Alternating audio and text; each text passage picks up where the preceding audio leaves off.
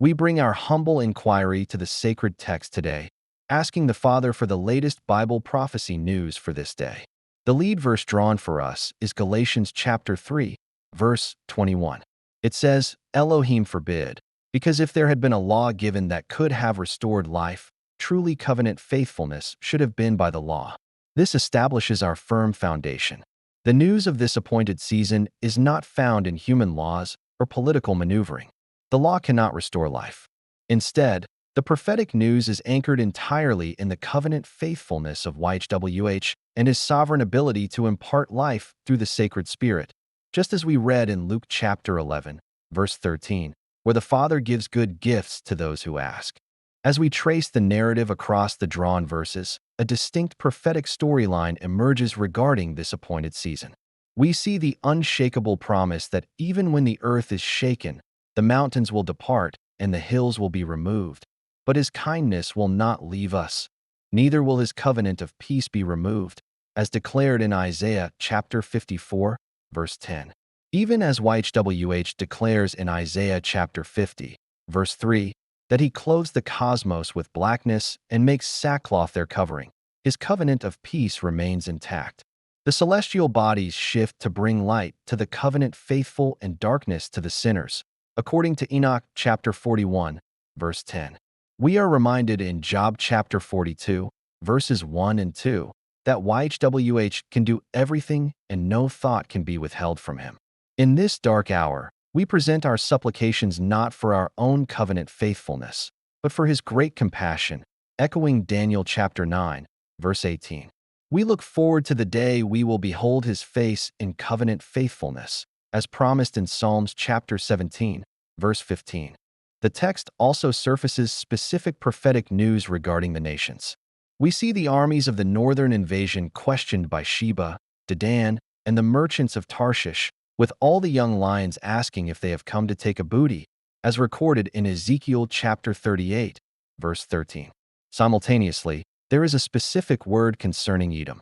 Edom says they are shattered but will return and rebuild the ruins. Yet YHWH responds in Malachi chapter 1, verse 4, that they will rebuild, but he will throw down, calling them the border of covenant wickedness. Furthermore, the judgment of the end times Babylonian system is declared in Jeremiah chapter 51, verse 22, where YHWH says he will break in pieces man and woman, old and young.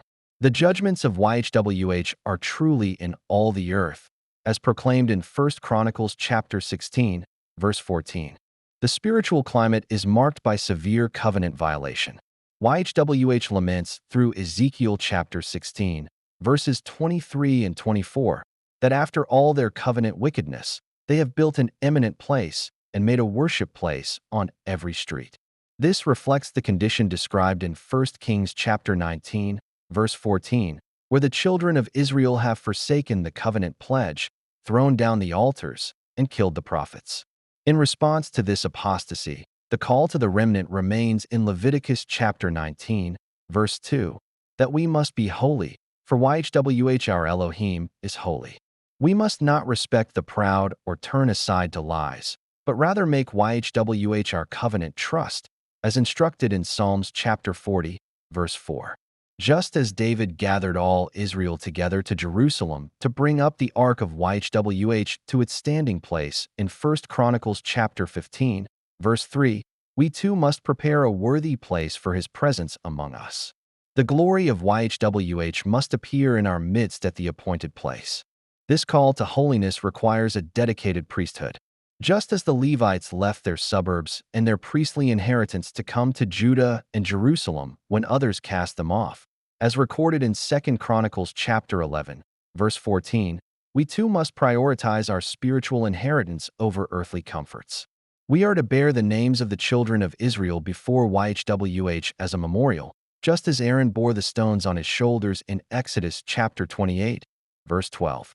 The covenant children of Israel must bring a free will priestly offering to YHWH, giving of all types of workmanship that he has commanded, as described in Exodus chapter 35, verse 29. This priestly devotion ensures that we remain set apart from the covenant wickedness of the surrounding culture.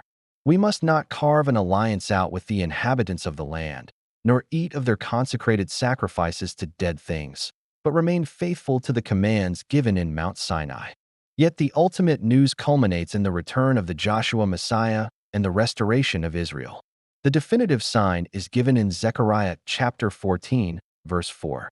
His feet will stand in that day on the Mount of Olives, and the Mount of Olives will split in its center toward the east and toward the west.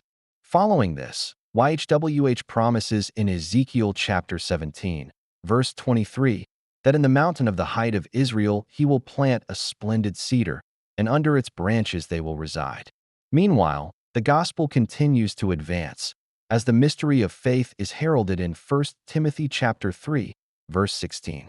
He was exposed to view in the flesh, rendered covenant faithful in the spirit, seen of angels, heralded to the Gentiles, believed on in the world, and raised up in glory. We observe the signs and portents in Israel from YHWH of hosts that lives in Mount Zion, just as written in Isaiah chapter 8, verse 18. He will deliver the needy when he cries, the poor also, and him that has no helper, fulfilling the righteous judgment proclaimed in Psalms chapter 72, verse 12. The mathematical confirmation aligns perfectly with this textual revelation.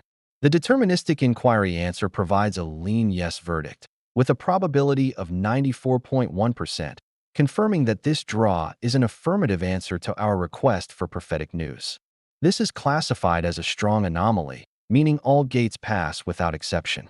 The triple convergence standard fires at 902.8% of the non-randomness index, reaching 5.85 sigma. This indicates a discovery-level convergence of identity, inheritance, and priesthood. The Father is speaking to the full architecture of our covenantal standing.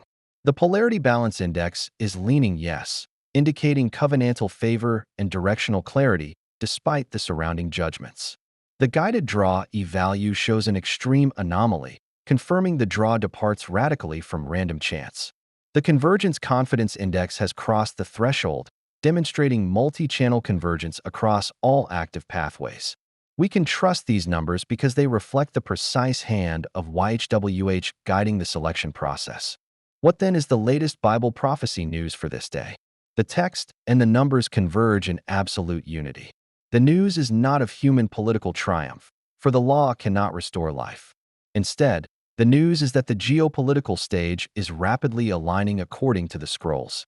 The northern invasion is questioned by the southern merchants.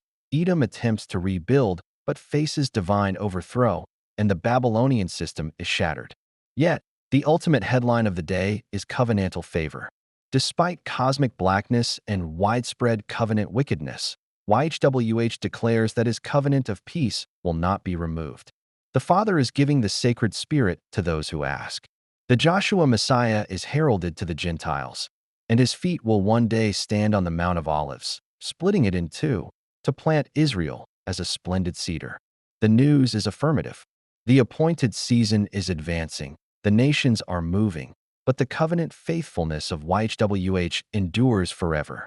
We must therefore give ourselves continually to prayer and to the administration of the Word, watching for his return. The verses drawn in this Shield 17.12 session were Galatians chapter 3, verse 21, Luke chapter 11, verse 13, Psalms chapter 17, verse 15, Luke chapter 6, verse 26, Hebrews chapter 7, verse 4, Isaiah chapter 54, verse 10.